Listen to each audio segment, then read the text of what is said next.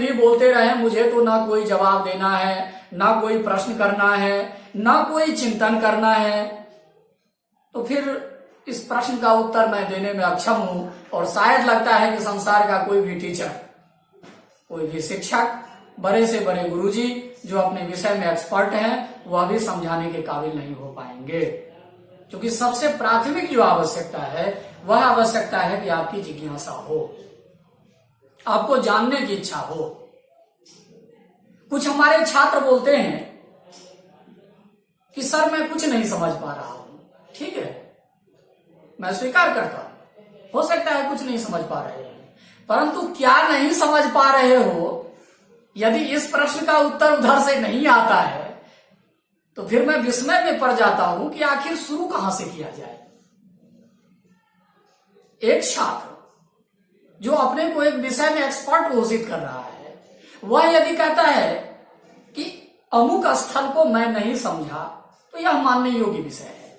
परंतु बिल्कुल यदि आत्मसमर्पण कर दे कि मैं कुछ भी नहीं समझ पा रहा हूं, तो फिर दो तरह की स्थिति उत्पन्न होती है कि या तो शिक्षक अपना समझाने का तरीका बदले, अथवा यह संभव है कि छात्रों को पढ़ने में रुचि नहीं है, छात्र उस विषय पर ध्यान न दे करके किसी अन्य विषय में अपने मन को लगा रहा है, यह निश्चित हो जाता है। अतः मैं नहीं समझ पा रहा हूं, अमुक स्थल को नहीं समझ पा रहा हूं, यदि ये आप जान लिए, इन विषय को जान लिए, तो समझिए कि आपकी समस्या का आधा समाधान हो गया है। समस्या जान लेना कि मैं अमुक वस्तु को नहीं समझ पा रहा हूं, यह समाधान का आधा भाग हो गया। समाधान एकदम आसान से मिल जाएगा। हाँ, अब यह हो सकता है बीच में कि हमारे जो शिक्षक बंधु हैं, मेरे जैसे अनंत शिक्षक हैं, जो लोग चैनल पर चैनल चला रहे हैं, कुछ लोग पांडित्य पूर्ण व्याख्यान में विश्वास रखते हैं, परंतु मैं उन लोगों से क्षमा प्रार्थी हूं कि खास करके उन बच्चों के सामने जो हमारे छात्र नौनिहाल हैं, जो अन्य विषयों से हमारे छात्र इस विषय में आए हैं, संस्कृत के सामान्य जिज्ञासु हैं, उनके सामने यदि हम बड़े बड़े लच्छेदार वाक्यों का प्रयोग करें तो वैसे भी बेचारे डर करके वो भाग जाएंगे और संस्कृत का सौ नहीं, कभी वो जीवन में स्वप्न में भी नहीं संस्कृत का चिंतन करेंगे। अतः पात्र का अवश्य विचार हो कि हमारे सामने जो पढ़ने वाला छात्र है वह कैसा है। अतः आप लोग भी यदि कोई अन्य वीडियो को देखते हैं तो इस चीज का अवश्य विचार करें कि क्या यह वीडियो हमारे काम की है, क्या मैं इसको समझ पा रहा हूं। यदि नहीं समझ पा रहा हूं तो मेरे पास शिक्षक उपलब्ध है, मैं उनको फोन करूं, मैं उनसे पूछूं, मैं उनसे संपर्क साधूं। मैं आप लोगों के लिए 24 घंटे उपलब्ध हूं, बस रात्रि विश्राम को छोड़ करके उतनी केवल कृपा कर दे। बाकी मैं एकदम तैयार हूं।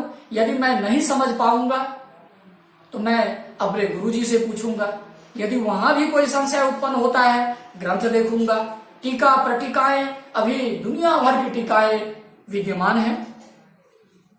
आप लोगों को बस अपनी जिज्ञासा प्रकट करना है कि आपको सीखना क्या है और बीच बीच में क्या सीखना है, किस तरह से सीखना है।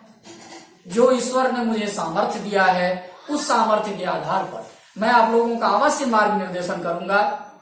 और विशेषतया सम्राट अशोक अभियांत्रिकीय संस्थान इंजीनियरिंग महाविद्यालय में संस्कृत विषय को स्थापित करने में उनके संचालक परमादरणीय डॉक्टर जनार्दन सिंह चौहान जी विशेषतया धन्यवाद के पात्र हैं। और मैं अनंत बार उनको अशेष नमन करता हूं कि महोदय इस विषय पर आप कृपा बनाए रखें और आपकी महती कृपा इस विषय पर रही है।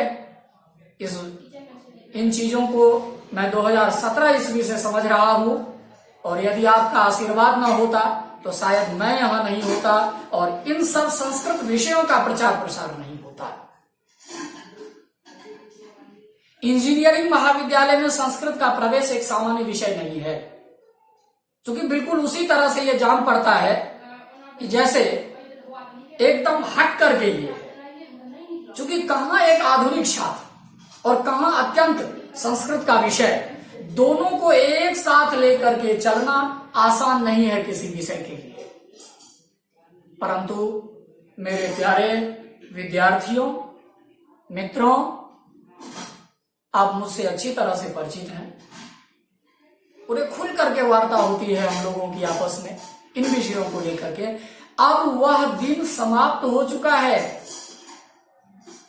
अब कोई भी विषय बीच में ऐसा नहीं हो सकता है या ऐसा नहीं है कि जो इंजीनियरिंग के छात्र ना समझ पाए। आप हिंदी अच्छी तरह से जानते हैं, आप अंग्रेजी अच्छी तरह से जानते हैं, बस संस्कृत जानना है।